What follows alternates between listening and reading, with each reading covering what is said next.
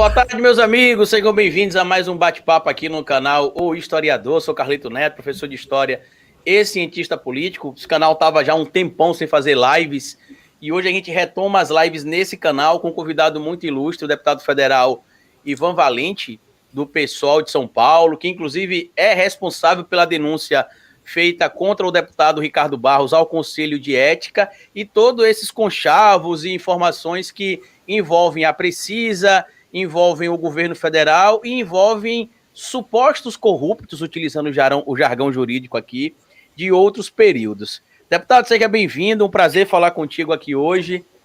E vamos, que o Brasil realmente não está para amadores. Nunca foi, né, Carlito? Queria te cumprimentar pelo seu programa, o historiador, entende, que faz história, né? Então, muito importante esse programa de debates, é um prazer estar com vocês aí, quero agradecer esse convite. E vamos à luta, e vamos discutir a política no Brasil, vamos discutir como é que a gente vai virar esse jogo e acabar com o pesadelo que o Brasil está vivendo, né? Então, prazer estar com você, Carlito. A gente está vivendo um problema hoje, deputado, que é o ódio pelo ódio. Você vê as pessoas... Recentemente tem um artista muito famoso, o Roger Moreira, vocalista do O Traje a Rigor, compartilhou em suas redes sociais que se Bolsonaro roubou, ele é no mínimo um ladrão de galinhas. E mesmo que tenha roubado mais, ele não é de esquerda, então não tem problema.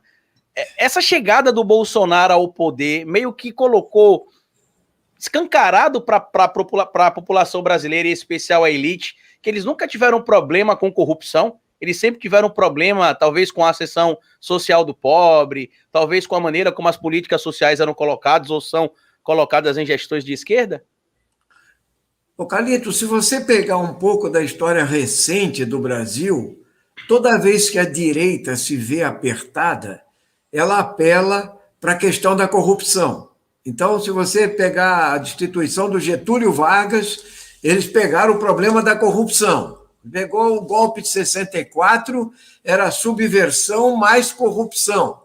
Então, essa questão aparece sempre como um manto, digamos assim, né, uma cortina de fumaça para crises econômicas mais profundas, né? Então, é uma lógica para mobilizar uma classe média udenista, reacionária, e combater a corrupção para a gente da esquerda, entende? Sempre foi, no caso do PSOL, em todas as organizações que eu militei, desde a clandestinidade, entende? Você combater a corrupção não é virtude, é obrigação, é o começo da política. Então, essa ideia... Então, o bolsonarismo mergulhou o país numa lógica, né, de que ele, que é o homem da rachadinha, um cara que enriqueceu junto com milícias, né, com violência, saqueando os cofres públicos, extorquindo servidores, funcionários dele,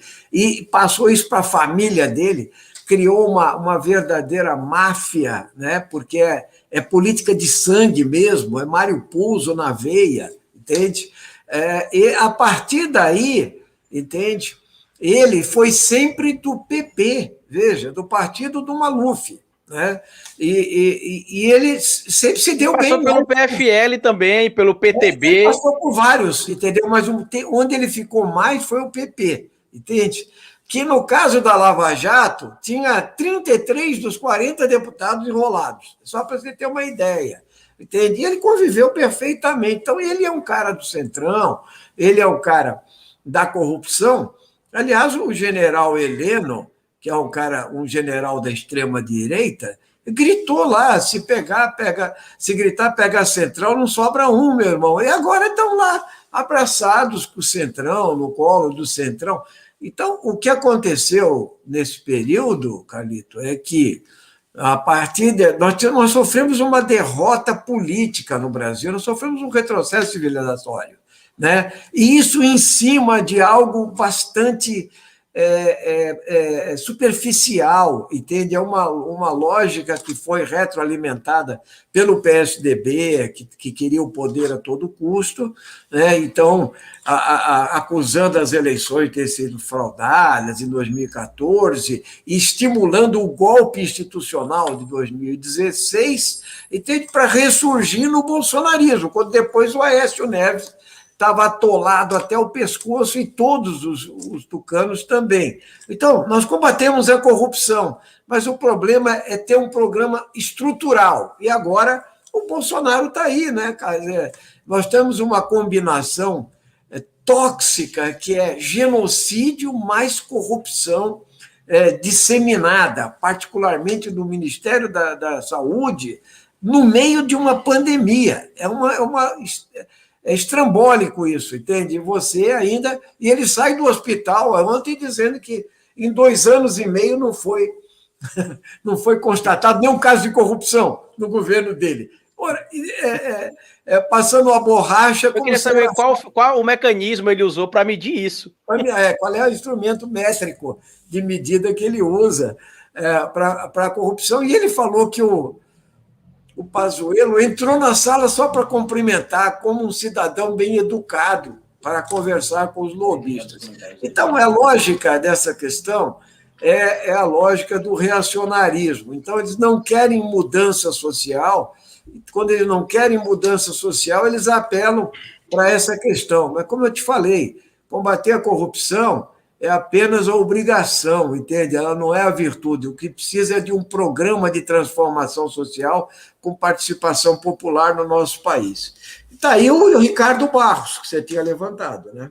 Que, inclusive, é do PP, foi colega do Bolsonaro também, claro. E é um corrupto famoso, já envolvido em outros esquemas de corrupção, inclusive com a própria, um braço da Precisa, que era Global Medicamentos, em 2019 e 2018, por exemplo, fechou um acordo para poder fornecer medicamento para pessoas do SUS. O governo, estranhamente, adiantou o pagamento de 20 milhões de reais para a Global não entregou os medicamentos, os pacientes, alguns morreram, inclusive, por conta da falta desse medicamento. Só que a gente tem um problema no nosso país, deputado, que é a questão da ideia utópica de que a corrupção vai acabar. A corrupção não vai acabar, infelizmente. Até mesmo nos países nórdicos, que muita gente elogia a questão da baixa corrupção, existe corrupção, é evidente que em outra proporção. Eu acho que essa ideia de querer criar o salvador da pátria, o herói nacional, eu acho que esse mito acabou trazendo um mitomaníaco, né, porque o Bolsonaro é um mentiroso profissional, para o poder. O senhor que é deputado, por exemplo, há muito tempo, inclusive acompanhou os primeiros anos do deputado Bolsonaro, à época, com certeza já devia ter ouvido algumas coisas relacionadas à gasolina, como o Ciro Gomes já denunciou, a rachadinha. Mas a grande pergunta é, como é que o Brasil chegou a Bolsonaro? Onde é que a gente falhou no processo político, que a gente conseguiu eleger o pior do pior que existe dentro da política para o cargo máximo do nosso país, que é o Executivo Federal? Carlito, eu acho que só antes de responder a tua pergunta, que é uma pergunta estratégica, né? Eu queria só tratar do caso do Ricardo Barros, né? Que ele é aquela figura que nós entramos no Conselho de Ética da Câmara dos Deputados, né? Pela atuação dele dentro do Ministério da Saúde, já como ministro, né? E essa relação aí com a Precisa Global, que ficaram dando um calote de 20 milhões, né? E foi na gestão dele. Mas não é só por isso, né? Como eu tinha falado, um ícone da corrupção no Brasil é o Paulo Maluf. E o Maluf falou sobre o Ricardo Barros uma frase histórica, né? Ele falou assim: Ricardo Barros, ministro da Saúde? Poxa, mas ele não é médico. Mas uma coisa é certa, ele entende de operações. Muito cáustico, né, e bem-humorado, e é isso, né? O Ricardo Barros é um operador. Ele foi ministro, o líder de governo, como o Jucá foi no Senado, o Romero Jucá, na Câmara, de todos, do Fernando Henrique, do Lula, da Dilma, entendeu? Do Temer, foi tudo, entendeu? E agora do Bolsonaro. Então é aquele cara que tem que estar no poder para saquear o Estado. Então, é essa gente. Agora, em relação ao que você perguntou, eu traria um pouco... A gente vai falar mais do Ricardo Barros, viu, deputado? Vamos falar, tem outras coisas para a gente falar. Não, vamos falar sim. Mas eu estava só para esclarecer por que a gente entrou no Conselho de Ética, né? Porque ele vai lá responder. Então, mas sobre a sua pergunta, eu acho que ela é muito pertinente, particularmente para a gente que viveu a resistência à ditadura militar, né? 21 anos de resistência, com doicode, com tortura, com prisão, com condenação, tudo isso que a gente viveu. Eu acho que nós tivemos um avanço civilizatório com a Constituinte de 88, né?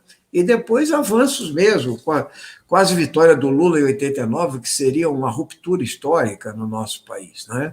Então, na verdade, eu acho que a gente começou a pensar muito linearmente. Linearmente é o seguinte, que o progresso viria, né? O progresso, as ideias democráticas, as ideias distributivas e tal viriam meio naturalmente, mas não é bem assim que funciona, porque o que aconteceu é que, se você não avança na consciência política, se você não sai do consumo apenas, né?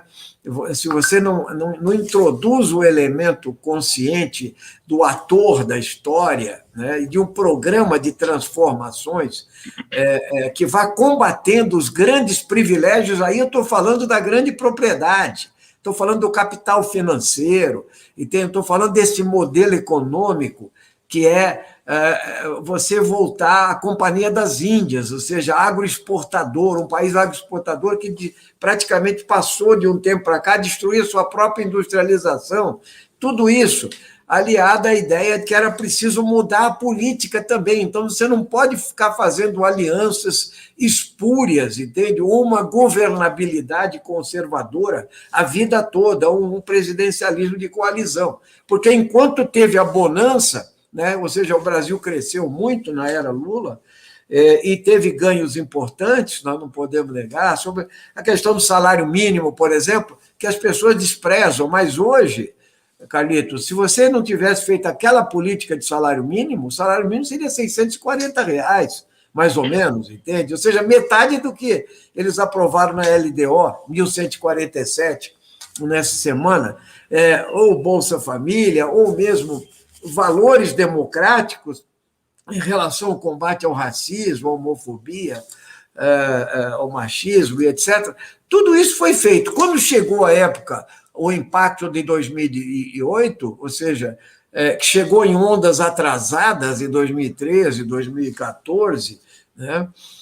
O que acontece é o seguinte, aqueles que apoiavam o lulismo, né, volta àquela velha ideia, o preconceito, inclusive o ressentimento, entende? De você dar algum valor para os de baixo, como diria Florestan Fernandes, para os pobres, para os despossuídos. Por exemplo, um e-social, ou então a obrigatoriedade de carteira assinada para as empregadas domésticas, ou muita gente viajando de avião e não mais na Itapemirim 4 dias aí dentro do ônibus, e etc. Isso causava um enorme ressentimento nessa classe média e, ao mesmo tempo, ela ia perdendo com a crise também. Então, o que aconteceu foi o seguinte, como a gente tinha feito uma desmobilização de massa, e eu saí do PT lá atrás, em 2005, exatamente por isso, pelas alianças impúrias e pelo rebaixamento programático. O senhor saiu junto com a companheira Heloísa Helena do PT, não foi isso?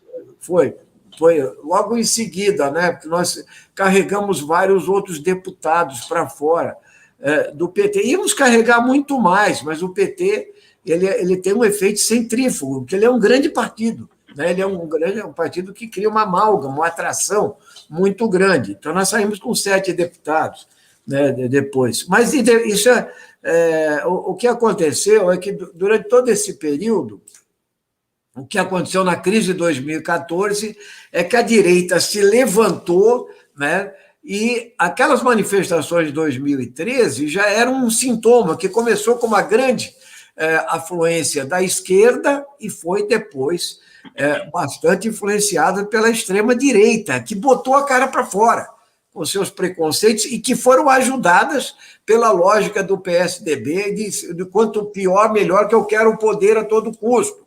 e depois eles se estrubicaram também e tal. Então, eles criaram um caldo de cultura para aquele ressentimento na sociedade, apoiado pela grande mídia, o lavajatismo e tudo que aconteceu no Brasil, dentro de uma lógica avassaladora, entende? De que o problema do Brasil era a corrupção e etc. Então, o que aconteceu foi o seguinte: para fazer o quê? Para implantar radicalmente um projeto ultraliberal, com o Temer, com as suas reformas, só que, enquanto isso, você criou um caldo de cultura e um esgoto bolsonarista. Entende? O esgoto bolsonarista é isso, é você defender a tortura, como fez o Bolsonaro no dia do impeachment, contra Dilma, saudar o brilhante Ustra. Então, veja, defender a tortura, ser torturador, é crime inafiançável e prescritível. Isso foi passar a mão na cabeça do Bolsonaro várias vezes no Conselho de Ética lá. Ao mesmo tempo, ele foi para esses programas populares de Ratinho, Luciana Gimenez, não sei o quê, falar como uma figura exótica, né? Exótica, pregando valores do machismo, da homofobia, e, ao mesmo tempo, dizendo também que era preciso eliminar políticos ou corruptos, ou que tinham alguma ascendência social-democrata, e muito mais comunistas, os socialistas. E o que aconteceu? Você foi criando um caldo de cultura para isso, né? E aí, sem dúvida, é um desastre, é um retrocesso civilizatório, é um governo da morte, é um governo da destruição, entende? É um governo para explodir o Estado brasileiro, só que é o seguinte: alimentado por uma elite, Carlito, uma elite mesquinha, destruidora, que não tem projeto de nação, são os especuladores da Bolsa de Valores, ligados intrinsecamente a Paulo Guedes, essa turma, e esse agronegócio reacionário a favor de massacrar os índios, de estimular a grilagem de terras, as queimadas na Amazônia e tal. Então, nós estamos vivendo esse pesadelo, só que aí veio a pandemia, né? Então, aí a pandemia é isso. O Bolsonaro adotou a linha que é exatamente inversa que todos os países do mundo, na prática, com variações, defenderam, ou alguns que se arrependeram, como o Boris Johnson, lá na Inglaterra. Entende? Então, o que aconteceu? Ele adotou a linha de imunidade de rebanho por contaminação total da população. Se passasse a linha do Bolsonaro nos estados e municípios, não houvesse uma resistência, nós podíamos estar com milhões de mortos, aí, talvez 5 milhões, entende? Coisa parecida, e é crime, é genocídio, é Tribunal Penal Internacional, é disso que nós estamos falando, entende? Em Haia.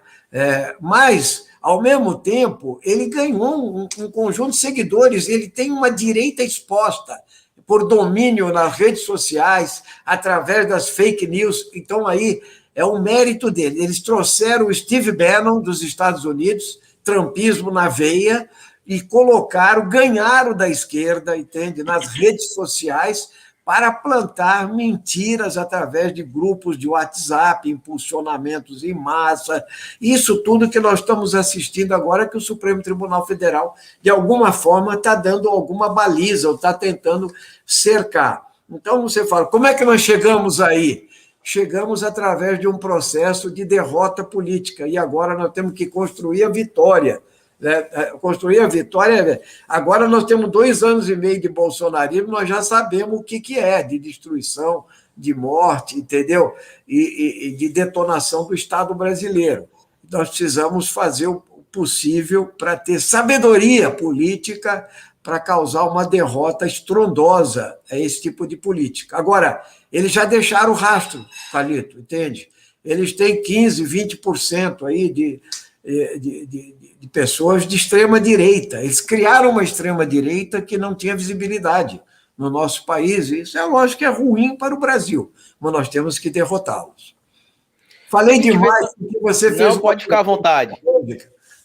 Pode ficar à vontade, deputado. O convidado aqui é você, o senhor, estou só fazendo as perguntas aqui, pode ficar à vontade. O que me deixa muito triste em relação a tudo que a gente está vivendo é porque, como o senhor bem comentou aqui, tiveram várias falhas, inclusive nos governos da Dilma, do Lula também, e aí só para voltar àquela conclusão de que a corrupção não vai acabar, a gente tem de ter mecanismos que punam de forma mais correta, mais severa, os atos de corrupção, em especial no colarinho branco, mas não criar um espantalho como a Operação Lava Jato tentou criar, de mesmo tendo ali o PP como partido com mais investigados na Operação Lava Jato, hoje quem manda na política brasileira é o Centrão e é o PP, tanto que tem o presidente da casa, que segundo o deputado Luiz Miranda falou, de forma indireta, ameaçou o ex-ministro da Saúde, Eduardo Pazuello, dizendo, eu vou tirar você dessa cadeira. Ou seja, é uma máfia do submundo da política, de figurões que estão lá e continuam, e pelo que a gente imagina, continuarão por alguns tempos, até por muito tempo, perdão, até por conta da influência local que alguns deles ainda acabam exercendo. Mas eu queria fazer uma pergunta direta, no sentido bem amplo, da questão do senhor ter passado pelo extremo lá da ditadura militar, pelo processo da redemocratização, e hoje está passando esse momento de ameaça, de ruptura institucional, porque, como o senhor bem citou, alguns crimes que o Bolsonaro cometeu, ainda quando era deputado e agora como presidente, são imprescritíveis. Então, a partir do dia 1º de janeiro de 2023, caso o presidente não tenha nenhum tipo de prerrogativa especial, ele correrá o risco de ser preso. O senhor acha que, partindo evidentemente das duas perguntas aí, de como é enfrentar duas rupturas democráticas, e se o senhor acha que é por isso que ele está com tanto medo da eleição de 2022, porque ele quer colocar a eleição em xeque, porque ele sabe que se não for eleito, o destino dele possivelmente será prisão após o fim do seu mandato. Você tem toda a razão, Carlito. Na verdade, essa questão do medo, né? A disseminação do ódio pelo Bolsonaro, né? Como diz a música lá do Chico Buarque, o Caravanas, né? Quer dizer, a raiva é a mãe da covardia, né? Então, ele sabe disso, e, na verdade, ele está com muito medo. E eu tenho certeza que essa questão está afetando não só ele, a família dele. Ele não quer ver filho preso. Então, só para você ver, eu entrei no Ministério Público Federal, que o Ministério Público do Distrito Federal investigasse a mansão do Flávio Bolsonaro, de 6 milhões, que não é compatível com o acúmulo dele, entendeu? E a gente sabe a história do Flávio. Rachadinha, lavagem de dinheiro, loja de chocolate, relação com milicianos e sistema imobiliário, mas mesmo somando tudo isso, o cara comprou um negócio de 6 milhões ali, entendeu? Meio clandestinamente, num cartório lá na... Sabe o que o cara fez? Ele estava com tanta raiva que ele foi lá na delegacia de polícia, fez um BO contra mim. Um BO. Olha, tem que fazer um BO contra o Ministério Público. Eu só pedi para o Ministério Público investigar, entende? Então, é óbvio, isso já mostra como é que eles estão, entende? Com os nervos à flor da pele. O Bolsonaro sabe que ele pode terminar na cadeia por vários motivos, né? Por vários motivos, acabando esse mandato, e até num tribunal penal internacional. Mas você fez uma pergunta, Carlito, que essa ideia que eu acho que a gente tem que passar para as novas gerações, né? Que é o sentido histórico das coisas. Que algumas pessoas falam assim, nós estamos vivendo uma ditadura. Bom, eu vou dizer para vocês assim, como eu vivi 6 anos na clandestinidade e na cadeia depois, entende? Mais 1 ano e meio e tal, eu sei o que é a ditadura, não poder falar, entendeu? Eu não poder... Nós não podíamos ter esse diálogo que nós estamos tendo aqui, entende? Nós não podíamos nos reunir, não tinha partido legal, não tinha imprensa livre, não tinha nada, entendeu? Quer dizer, você só fazia reunião clandestina, né? E tinha a repressão que era tortura como política de Estado, entende? Assassinatos, e é preciso relembrar isso para a juventude, porque não há memória no Brasil, né? Então, você tem a perseguição, o assassinato, a tortura como política de Estado, a censura, o fechamento do Congresso, o adicional número 5, a cassação de deputados, a cassação de ministros do Supremo, tudo governadores, isso, como aconteceu em Sergipe, com Dória. Todos, entendeu? Então, o que acontece? Você eliminava qualquer oposição, entende? Através da... Nós não estamos vivendo isso, mas podemos viver. Está aí a ameaça dos generais, entende? Que eu acho um absurdo, porque os militares, tem alguns que não deviam voltar para os quartéis, como a gente fala, voltem para os quartéis cumprir suas funções constitucionais. Eles deviam ir direto para a cadeia. É o caso do Pazuello e desses coronéis que estão despencando de árvore como goiaba podre, entende? Quer dizer, no Ministério da Saúde, e que o Bolsonaro saiu ontem do hospital defendendo o Pazuello. Quer dizer, é um absurdo total.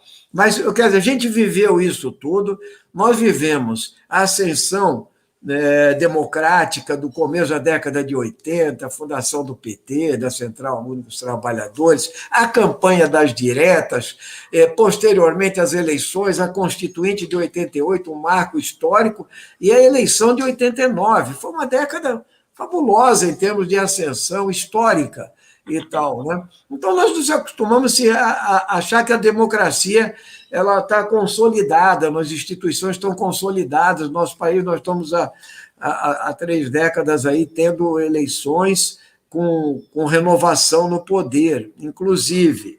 Mas a verdade é que o Brasil é o único país da América Latina que teve ditaduras assanhadas, violentas, como a do Chile, da Argentina, do Uruguai, e tem que esses generais Videla, a Dina lá do Chile, os generais uruguaios foram presos outro dia por falar de salário, pelo Tabaré Vázquez, entende?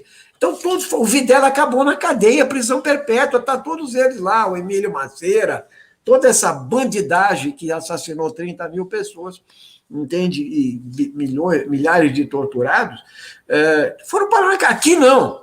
Aqui o capitão Wilson Machado, do Rio Centro, foi promovido a coronel. Está lá aposentado, não abre a boca até hoje. É uma grande mentira, uma farsa. Então, em nome da anistia, não se puniu os torturadores nem os mandantes desse regime. Pelo contrário, eles conseguiram manter a filosofia na AMAN, né, que é lá das agulhas negras. Então, esses generais que estão aí, entende? Eles continuam com a mesma... É uma guerra fria, entende? E é algo perigosíssimo. E, veja, é até absurdo que eles se submetam a um capitão que foi praticamente expulso das Forças Armadas. Então, essas boquinhas que se criaram, eu estou falando claramente, o Bolsonaro entrou e passou a defender a incorporação dos militares, assim como as polícias. Então, é perigoso, entende? É o que aconteceu na Bolívia. Foi dado um golpe no Evo Morales, comandado pela polícia com respaldo do exército. E depois você consegue reverter pelo movimento de massas, e o Luiz Arce tem a mesma votação do Evo Morales, 63%. Então, é lógico que era uma farsa alimentada até por aqui, possivelmente. Então, nós estamos vivendo isso. Agora, veja, nós não estamos numa ditadura, nós estamos indo para a rua, nós estamos fazendo movimentação de massa nas ruas, nós estamos desbastando o bolsonarismo, nós estamos mostrando a historiedade, é histórico. Quem acompanhou a ascensão de massas do fascismo, né, quem leu sobre isso, né, eles estão tentando criar milícias mesmo, milicianos, entende? Através de forças armadas, através desses CACs, que caçadores, colecionadores e etc. Eles estão armando a população, entende? São 2 milhões de armas e tal. Só que eu acho que o Centrão, como você tinha dito, Carlito, é o seguinte, o Centrão mesmo, ele carrega a alça do caixão, ele vai até a beira da cova. Eles não estão dispostos a bancar uma ditadura militar no Brasil, nem internacionalmente. Eu acho que eles não têm força para isso, embora eles estejam a todo momento querendo restringir a democracia, manietar, e eles podem tentar, sim, algo que não vai ser viável, e a gente tem que denunciar claramente, a gente tem que fazer um enfrentamento com os generais, com os militares. Com o Bolsonaro, não é possível ter respeito com o Bolsonaro, porque ele é uma figura desqualificada, escatológica, quer dizer, uma figura que é desprezível mesmo. Então, ele não governa. Eu digo mais, o Bolsonaro não governa. Ele não se intera do que passa nos ministérios, sobre a economia, como ele falou, é composto Ipiranga, e etc., ou sobre... ele só pensa no armamento da população e se reeleger. Então, as viagens dele viraram uma grande passeata nacional, ou motociata, né? Então, é muito grave o que está acontecendo no Brasil. O Brasil se tornou um pária internacional na área de direitos humanos, na área ambiental, né? E isso tudo para sustentar uma elite que... Como é que pode, né, Carlito, você, um governo como esse, desqualificado, sendo acusado de genocídio e corrupção aberta na CPI da Covid, e a Bolsa de Valores não cai? Isso é um cinismo, né? Quer dizer, então, não tem nada a ver mais, entende? Quer dizer, eles querem ganhar dinheiro, mas eu acredito que está mudando sim as coisas. Nós estamos conseguindo avançar, retomar, entende? E o Bolsonaro já é minoritário nas pesquisas, embora ele ainda tenha esse respaldo aí que ele está procurando na área militar para uma tentativa de se perpetuar no poder, aí através do chamado voto impresso, que é outro assunto que a gente pode tocar. A gente vai tocar nisso também, deputado, mas eu queria, antes de tudo, queria fazer um comentário sobre o Maquiavel. O Maquiavel, que é tido como o pai da ciência política, no livro dele, O Príncipe, ele fala que para um líder conseguir governar bem, ele precisa de duas coisas, do virtus e da fortuna. Traduzindo numa linguagem direta, para quem talvez nunca tenha lido Maquiavel, ele precisa ter o momento apropriado para chegar ao poder e precisa ter as condições certas para se manter no poder. Bolsonaro teve tudo isso. Inclusive, quando ele chegou ali no limite, que começamos a cobrar mais protestos, surgiu, infelizmente, a pandemia, que ele poderia sentar e falar, esse é o momento que eu vou fazer o certo e vou agora corrigir e até mesmo garantir a reeleição dele em 2022, se ele quisesse, só fazendo o básico, que era salvando vidas, comprando vacina. Só que o Bolsonaro, como bem o senhor trouxe aqui, ele é o pior, ele é a figura escatológica, ele é o pior que existe dentro da política no mundo inteiro, atualmente falando. É uma figura histórica que vai entrar para os livros de história como o genocida brasileiro do século XXI. Isso ninguém vai apagar da história brasileira, nem os ministros que foram coniventes com tal situação. E sobre esse esquema de corrupção que a gente está vendo. Antes de a gente ir para o voto impresso, eu queria falar um pouco mais sobre essa situação envolvendo o Conselho de Ética e o Ricardo Barros. Por quê? Porque a gente vê que, em tese, a função do Conselho de Ética é investigar ali rupturas por parte dos deputados para que as punições sejam aplicadas. A gente viu recentemente o caso da Flor de Lis, que acabou tendo lá o seu parecer favorável à cassação. O deputado Fábio Mitidieri, inclusive, que é aqui de Sergipe, deu entrevista para mim. À época ele disse que não tinha decidido ainda o voto, se ele votaria a favor ou não. E eu até pressionei ele aqui ao vivo. Falei, da Flor de Lis? Da Flor de Lis. Isso. Eu falei, não tem nem o que pensar. Ele disse que ele conheceu ela e o Anderson, que é difícil acreditar, mas que ele conversou com ela, que ela não leve para o lado pessoal os deputados que votarem a favor da cassação. Aí a gente vê a situação do Eduardo Bolsonaro, do Cabe Saudado, agora vê o Ricardo Barros, por exemplo, que não é um aprendiz da corrupção. O Ricardo Barros ele já é pós-doutor em corrupção e está fazendo escola. Como é que está a tramitação da sua denúncia no Conselho de Ética, deputado? E o que é que a gente pode fazer como povo para pressionar os membros do Conselho de Ética a olharem essa denúncia da maneira que ela deve ser olhada? Bom, o caso do Ricardo Barros, veja, ele é aquela figura do Centrão, né? Ele é um dos próceres do Centrão, onde se destacam aí também o Arthur Lira, né? Seu vizinho aí, de Alagoas, certo? E o Ciro Nogueira, entendeu? Que é outra raposa, total, está em todas, né? Ele está em todas. Então, eles têm um casco, né? Eles têm uma casca grossa para tratar com essa questão da corrupção. Então, o Ricardo Barros passou 15 dias, ele não deu uma declaração, Carlito, entendeu? Sobre o que o Bolsonaro falou. É rolo do Ricardo Barros, falou lá para o Luiz Miranda. Ele não falou nada e ele espera o quê? que a denúncia se esvazie e tal. Não, mas eu apenas tenho contato lá no Ministério, isso é normal, entendeu? Eu já fui ministro, papapá. Não, aí tem um papo de milhões, entendeu? Tem um acúmulo de recursos aí. Lá no Conselho de Ética, o que acontece é o seguinte: você tem um procedimento que a primeira medida a ser tomada chegando lá é você sortear, entende? 3 dos membros do Conselho, que aconteceu na semana passada. Então, veja você, na semana passada foram sorteados, porque o PTB do Jefferson, esse íntegro... O novo herói nacional no bolsonarismo. Meu Deus. Esse íntegro cidadão corrupto, delinquente como o Jefferson, como ele preside o PTB, ele entrou contra o Luiz Miranda no Conselho de Ética. Então, o que aconteceu? Na última reunião foram sorteados 3 deputados para cada um desses que o presidente vai escolher como relator. Né? O presidente escolhe como relator. Inclusive, eu fui sorteado para analisar o caso, como eu sou do Conselho de Ética, do Luiz Miranda, entende? Eu espero que o presidente até... eu não sei ainda, porque ele vai escolher entre os 3 sorteados. No caso do Ricardo Barros, foram escolhidos 3 deputados também, entendeu? O presidente vai sortear um, e aí ele faz o quê? Faz um parecer prévio, entende? Para ver se toca o processo.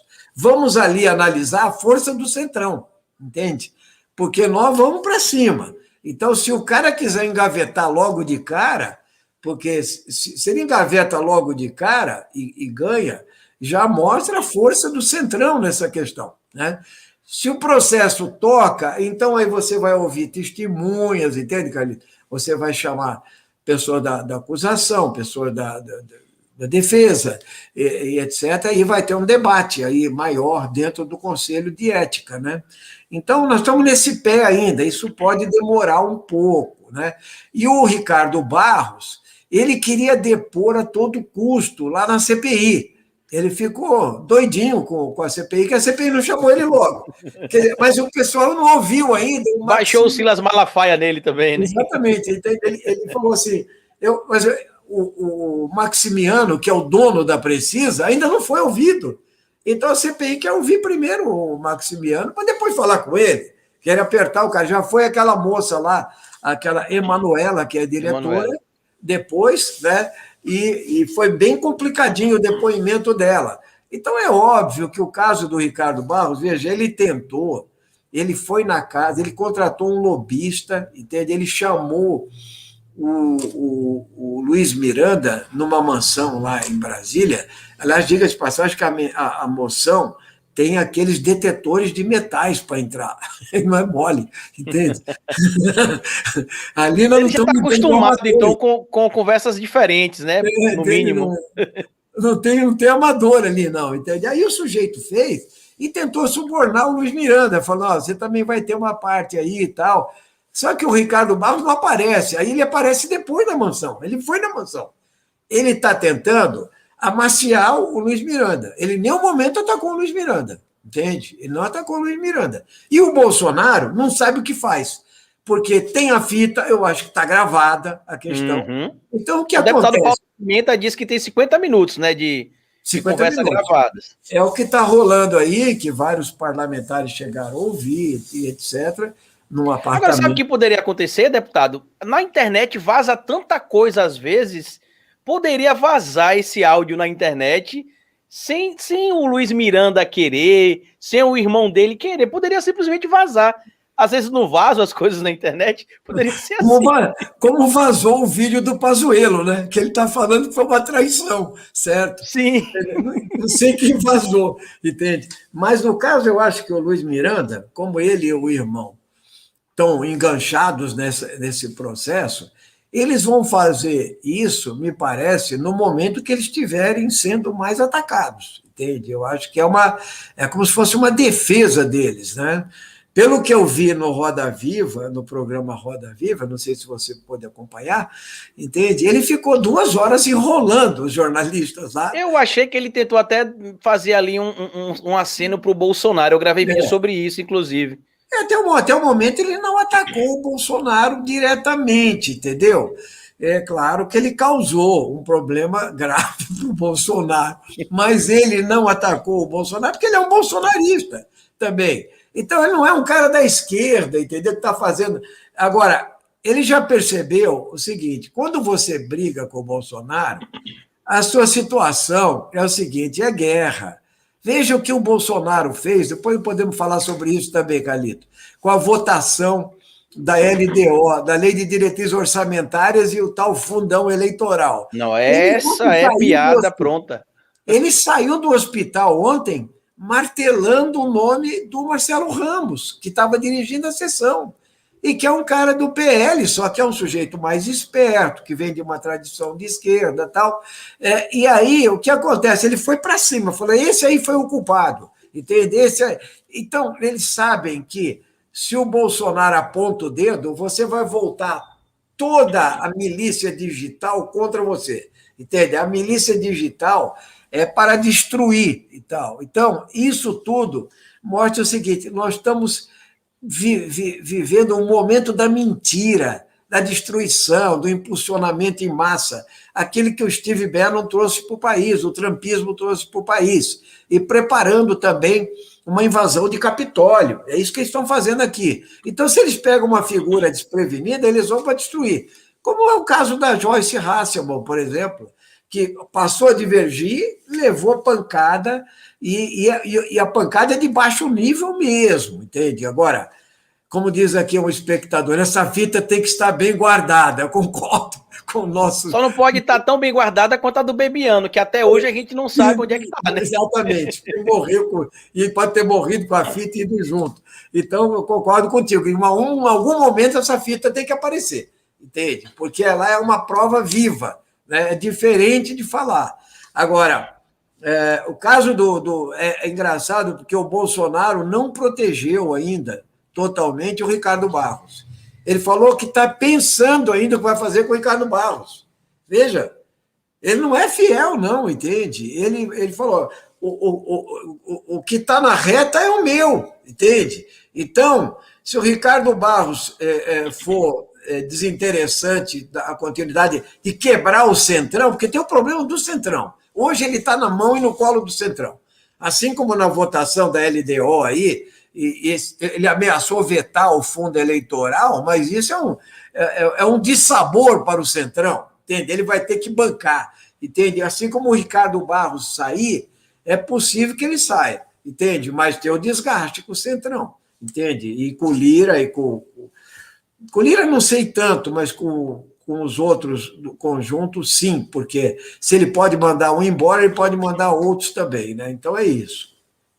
Sobre a questão do voto impresso, eu tive até uma calorosa discussão alguns meses atrás, acho que há uns 2 meses atrás, com o Carlos Lupe, que é uma figura que eu respeito muito dentro do PDT e da política brasileira, só que ele decidiu encarar um personagem que não existe, que é esse personagem que quer assinar também para a direita mais radical, e foi falar num vídeo que era a favor do voto impresso, porque onde o voto não é auditável, a fraude prevalece.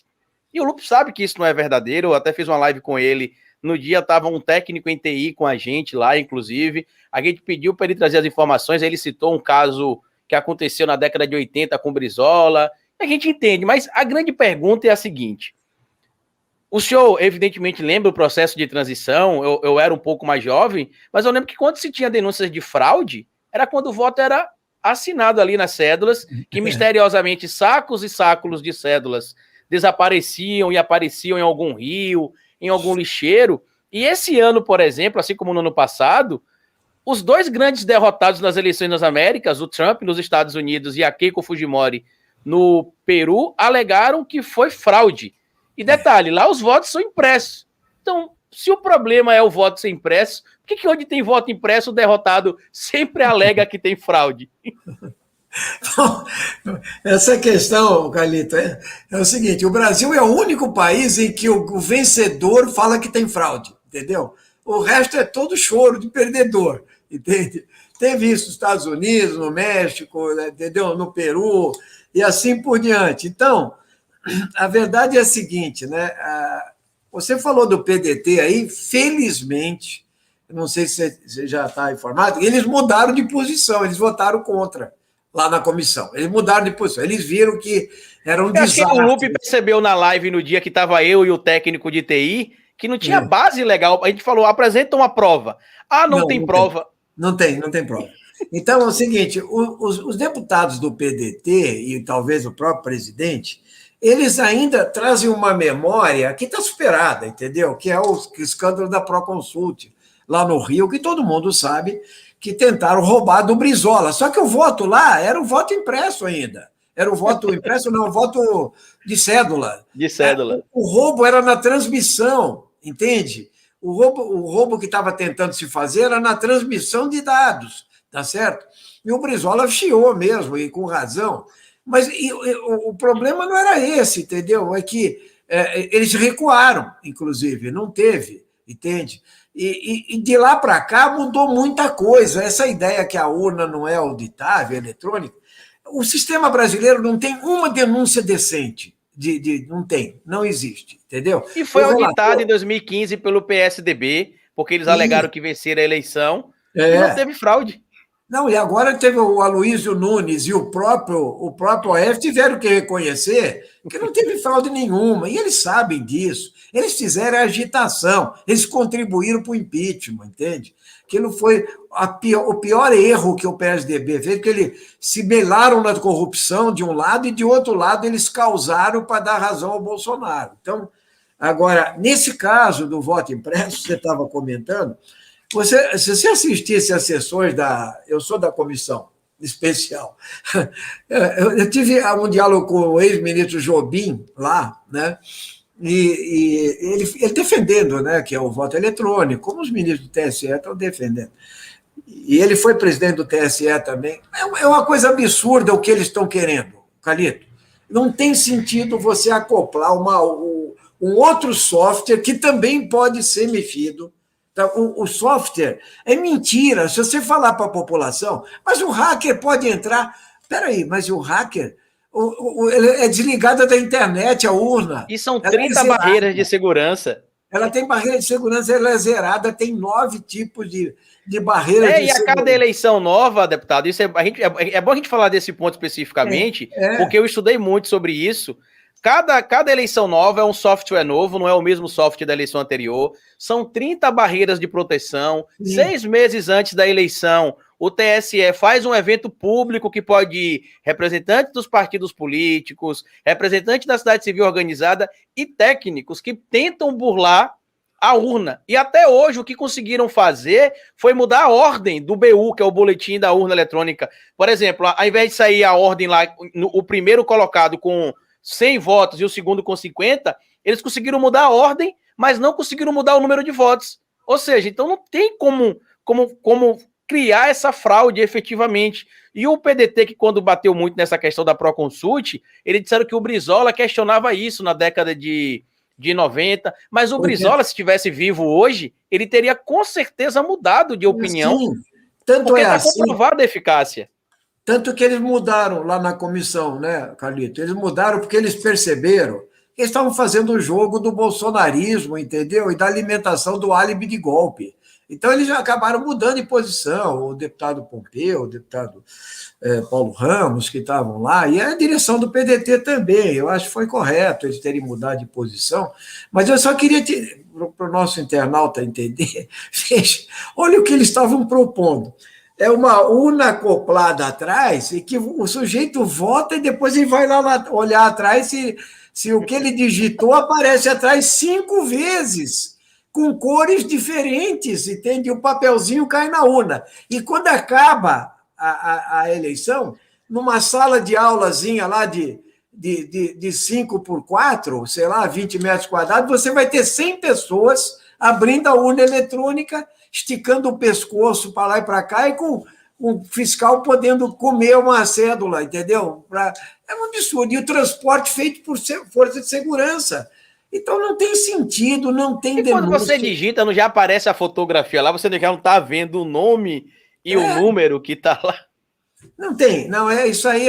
Agora, eles criaram todo que os especialistas, tudo mentira, entende? E tanto que eles deram um golpe aí na sexta-feira, Eles deram um golpe, entende? E o Felipe Barros falou: eu quero mais tempo que eu vou mudar meu voto aqui, e o presidente resolveu acabar com a picaretagem e um golpe, mas eu acho que não vai rolar de qualquer forma, porque 11 partidos, mesmo do Centrão, entende? Uma maioria acha que isso aí é criar um álibi para deslegitimar as eleições de qualquer jeito. Quer dizer, o Bolsonaro Outro absurdo, só para a gente pontuar aqui também, deputado, é que o Felipe Barros foi no programa da Jovem Pan dar entrevista como relator do projeto e perguntaram a ele quanto é que custaria o projeto da impressão, e ele não sabia.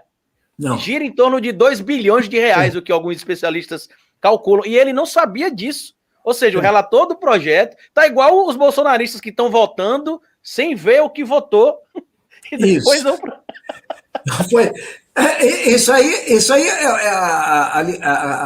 a informação corrente, é esses 2 bilhões, mas não é nem esse o problema, entendeu? Esse problema é se você fosse uma coisa razoável, não tem razoabilidade nenhuma nisso. Isso aí é puro jogo de cena e o Bolsonaro sabe disso. Ele não quer largar o poder, é aquilo que você falou e a gente volta. O Bolsonaro está com medo de ser preso se ele perder a eleição.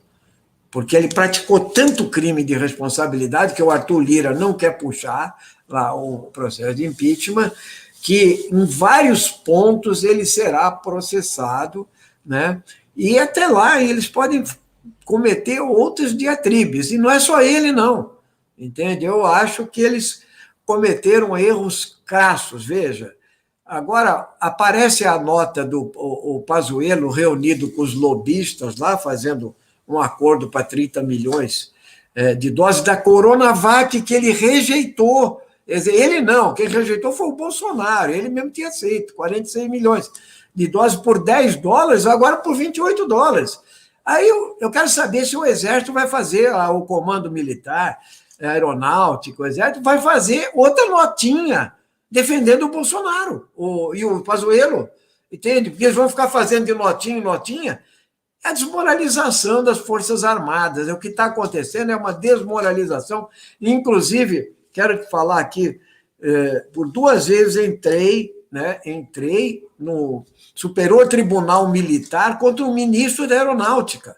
O ministro da Aeronáutica é um militante de rede, entende? É uma figura direta, entende? Para defender sites bolsonaristas e tal.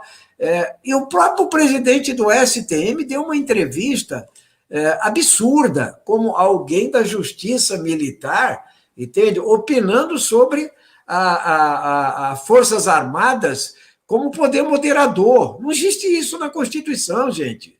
Isso é uma fake news, entende? Então, esse ministro da Aeronáutica é outro perigo. Ele deu entrevista para o Globo, entende? E até me citou nominalmente. Tem um deputado aí que está querendo me processar. Aí eu processei ele de novo, viu, Carlito? Eu fui de novo, depois que ele fez a entrevista da Globo, até que se exponha, porque lugar de militar, entende? É defender as fronteiras do país, é o Estado brasileiro e tal. Então, não é para agir politicamente, nem em motociata com o Bolsonaro, entende? Então, nós temos que saber, nós temos que fazer esse enfrentamento no momento, entende? E é possível que hajam militares que tenham uma certa consciência profissional nas Forças Armadas, espero. Não, e eles estão 200 anos, pelo menos, atrasados, né? Porque em 1824 a Constituição previa o poder moderador. Eles estão 200 anos atrasados aí, como todo o resto do governo Bolsonaro. Eu queria agradecer ao senhor, deputado, a gente já está encaminhando aqui para o final. Tem algumas perguntas aqui que o público que está acompanhando a gente deixou. Antes eu queria agradecer aqui ao Paulo Dionel, que virou nosso membro do canal. Agradecer a Ellen também, que mandou um super stick pra gente. Agradecer também ao Wendel, eu acho, não foi que ele mandou um superchat pra gente também. E tem muita gente perguntando se o senhor vai para as manifestações dia 24, do Fora Bolsonaro e pelas vacinas. Então, apesar da idade e tal, e a não recomendação, eu tenho usado aquela máscara 3M mais outra dentro, mas eu estou indo direto, entende? Eu não posso deixar, porque tem um vírus que é pior, entende, do que o coronavírus, que se chama Jair Bolsonaro, entende? Então, Nós temos que demonstrar essa indignação, essa insatisfação, logicamente, eu quero até aproveitar o canal nosso aqui, seu, Carlito, para conclamar a juventude a ir para a rua, entende? E a sociedade brasileira, porque é só a rua terá pressão sobre o impeachment e sobre o Fórum Bolsonaro. Isso é que vai garantir essa mudança na correlação de forças. Por isso, nós vamos estar lá protegidos, com todos os cuidados, com todos os protocolos e etc., mas fora Bolsonaro, né, gente? Com certeza. O Eduardo também mandou aqui pra gente um super sticker. Eu vou estar lá também no dia 24, a última manifestação eu fui, só que eu cheguei um pouco próximo do final já, não deu para eu ficar muito tempo, mas eu participei. Tem uma moça que comenta aqui com a gente, que é a Lígia Prestes. Se eu não me engano, ou ela é sobrinha neta, ou ela é neta do Luiz Carlos Prestes. Ela já me contactou uma vez. Comenta aí, por gentileza, Lígia, por gentileza. Ela está elogiando o nosso papo aqui, deputado. Tem uma pergunta também do Paulo Dionel aqui. Carlito, não é que me tornei novo membro, e sim renovei a inscrição por conta da alteração do cartão. Eu recomendo a vocês que estão aqui, que são membros do meu canal agora, gente, que se inscrevam lá no Pingback, só para quem é membro do YouTube, porque lá eu publico artigos toda quinta-feira, e os artigos lá, deputado, ele tem audiodescrição. As pessoas que, por exemplo, têm algum tipo de dificuldade visual, clicam em ouvir o artigo e ele lê todo o artigo como se fosse um podcast, né? Uma maneira de incluir também as pessoas que têm algum tipo de limitação visual nessa militância que a gente tem tido, porque a gente ainda precisa ocupar os espaços. Uma pergunta que chegou aqui, que foi bastante feita especialmente para o senhor e para nós de esquerda, é por que a esquerda ainda é tão analógica, por que a gente não consegue adentrar as novas tecnologias, apesar de o PSOL, na minha opinião, ser o único partido da esquerda que entendeu as novas tecnologias, graças à campanha de 2020 do Boulos. Mas o que é que você acha que falta para a gente da esquerda no geral ser mais digital e menos analógico? Bem, essa é uma grande novidade, né? A internet, mas eu acho que a gente está tentando dar uma virada de jogo, tá? Não é fácil, porque tem que ter uma habilidade política. Estou vendo que a Lígia está falando que é neta, viu? É neta, isso, do Luiz Carlos Prestes. Parabéns, exatamente. Lígia. Grande abraço aí a você. Eu quero deixar um grande abraço. Conheci Prestes, entende? Carreguei ele quando era deputado estadual, ainda já idoso aqui, no debate aqui no Sindicato da Construção Civil em São Caetano do Sul. Tomamos um café juntos. E eu li a trilogia, né, do grande escritor baiano, né, sobre os Subterrâneos da Liberdade. Né? Então, ela é baiana, inclusive, se eu não me engano, ela já conversou comigo por e-mail. É isso aí. Mas eu estava falando da internet, só para a gente finalizar Sim. aqui. E eu digo para você o seguinte, eu também estou aprendendo. Olha que eu sou engenheiro, entendeu? Eu sou engenheiro que virei suco, porque eu levei 9 anos para colar grau, Carlito, entendeu? Eu formei em 71, quando eu fui buscar, o Exército prendeu. Meu pai foi lá buscar o diploma, eu não peguei. Então, o que aconteceu? Quando fui colar grau, eu fui dar aula de matemática, não fui mais ser engenheiro. Mas o que eu quero dizer é o seguinte, a tecnologia atual, essa digitalização do que se fala, ela é uma modernidade, ela tem um acelerador terrível, uma renovação, uma velocidade fantástica. A gente está batalhando. Eu estou tentando aqui me livrar de um slogan que o Antônio Cândido, um dos maiores intelectuais do Brasil, meu amigo, que sempre me apoiou, mandava uma mensagem de apoio nas eleições, ele me mandou um bilhetinho um dia e falou assim, Ivan, ele bateu no papel carbono, assim, sabe? Ele bateu a máquina, mandando uma cartinha muito legal para mim, e falou assim, desculpe, Ivan, o carbono está gasto, eu atolei no tempo. Entende? A gente tem que tomar cuidado para não atolar no tempo, viu, Carlito? Entende? Mas também a eletrônica toda está com a nova geração, qualquer moleque aí agora já sabe fazer isso aí com a velocidade, mas como partido político nós precisamos estar na frente, na vanguarda dessa questão, e nós estamos tentando superar isso. A direita aproveitou muito bem isso, mas para fake news, né? Para criar mentira, para criar desordem, para impulsionar em massa e tal. Mas nós estamos tentando para passar a mensagem que interessa, né? Quer dizer, a mensagem de verdade e justiça e de construir um Brasil livre, solidário e soberano. A Mônica mandou aqui um salve para mim e para o senhor, deputado. E o Renato Simões fez uma pergunta muito interessante aqui também, que é a seguinte: volta a perguntar, será que o Bolsonaro não abre mão da presidência para se refugiar mais seguramente no Congresso, para manter seu foro? Ele não pode abrir mão da presidência, porque eu vou deixar o deputado responder, mas acho que é meio óbvio. Se ele abrir mão, ele perde os direitos também dele. A pergunta é para o senhor, deputado, responder. O Renato Simões é xará de um deputado estadual, que foi federal também aqui de São Paulo, Renato Simões. E o mesmo nome, homônimo. E eu acho que ele não fará isso, né, e tal. Ele pode fazer, sim, entendeu? Eu acho que tecnicamente é possível fazer. Mas aí é a desmoralização total. Então ele não fará isso, mas qualquer um, por exemplo, pode competir abrindo mão 6 meses antes, né, da presidência. O Antônio Carlos Magalhães fez algo similar na época da fraude no painel, né, do Senado. Ele até pode, eu só acho que ele não vai fazer, entendeu? Porque o risco dele ser preso é muito grande, eu acho, se ele fizer isso. Ele vai ficar sem mandato, né? Naquele período ele renuncia até ter um mandato, né? É lógico que... Mas eu acho que ele não fará isso porque aí é a desmoralização muito grande, né? É um desmonte muito grande do próprio bolsonarismo, né? Porque aí o bolsonarismo precisa de um puxador, né? E ele vai... Ainda mais se passar o distritão, viu, Renato? Se passar o distritão, o valor, essas votações expressivas de Tiririca ou de Eduardo Bolsonaro já não tem valor, ela não puxa a legenda, entendeu? Mais. Então, se passar o distritão, e nós estamos com esse risco aí, até agosto, vai se resolver essa questão. Então, eu acho que ele não fará isso, tá? Não fará. Eu acho que ele não... Eu tenho uma tese que chega próximo disso, porque ele sabe que ele vai ser preso. Então, assim, evidentemente que alguém está aconselhando ele para ele se preparar. Eu tenho uma leve suspeita de que ele não compareça no dia 1º de janeiro para passar a faixa, caso ele não seja o eleito. Eu acredito que ele vai inventar algum evento fora do Brasil. O Bolsonaro tem ascendência italiana, ele tem direito ao passaporte europeu. Eu não estranharia o Bolsonaro acabar indo para um país europeu que não tem acordo de extradição com o Brasil. Porque se a gente for levar o histórico dessas lideranças, deputado, o próprio Hitler, por exemplo, morreu em um bunker, inclusive se auto-validando do que ele fez, né? Segundo testemunhas que estavam no bunker, diz que ele colocou a arma na própria cabeça e antes de disparar gritou: "A Alemanha não é digna de mim".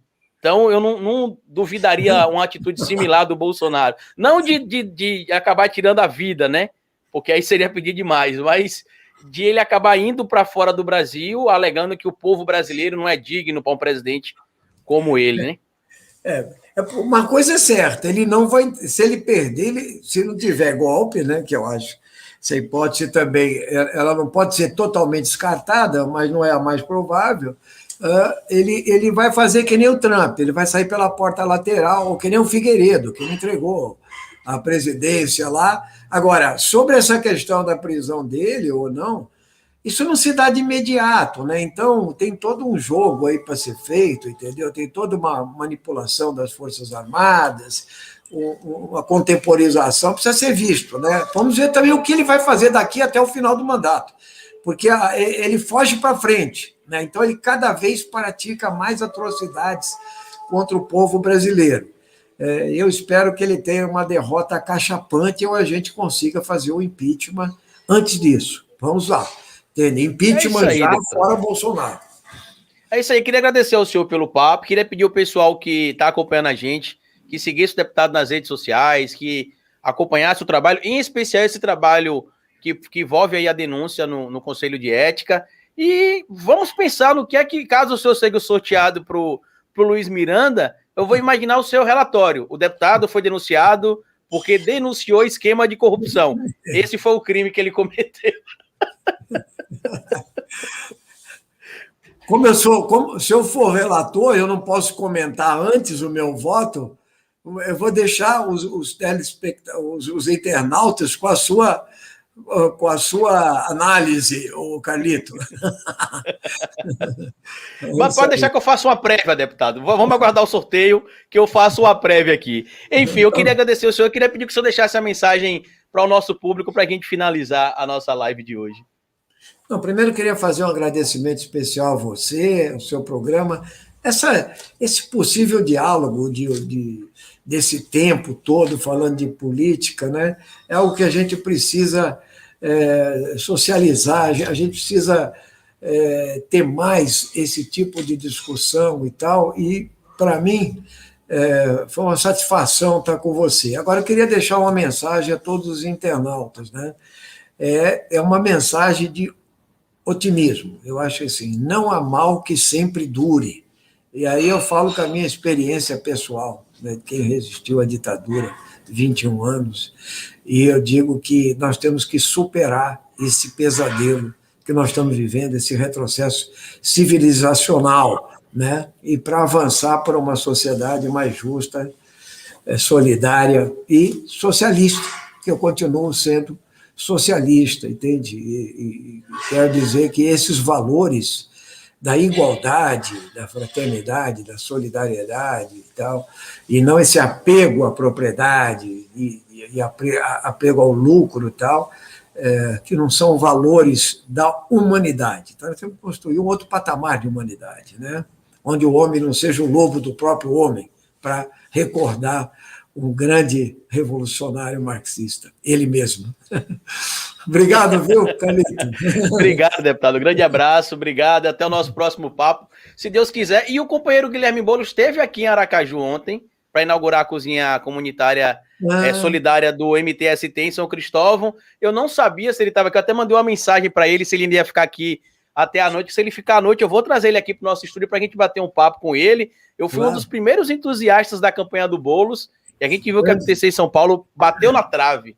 Ele é a grande novidade aí da política brasileira, entendeu? Tem uma estrada muito importante aí pela frente, sem dúvida. É isso aí, deputado. Muito obrigado, grande abraço, boa tarde para quem acompanhou. Saiu o vídeo hoje de manhã sobre os militares apoiando a narrativa do voto impresso, e agora à tarde a gente vai falar sobre as pessoas distribuindo, os açougues distribuindo osso lá em Cuiabá, para a gente ver, infelizmente, a situação que o nosso povo está passando. Boa tarde, deputado, obrigado. Até o nosso próximo papo. Grande abraço. Eu que agradeço. Um abraço.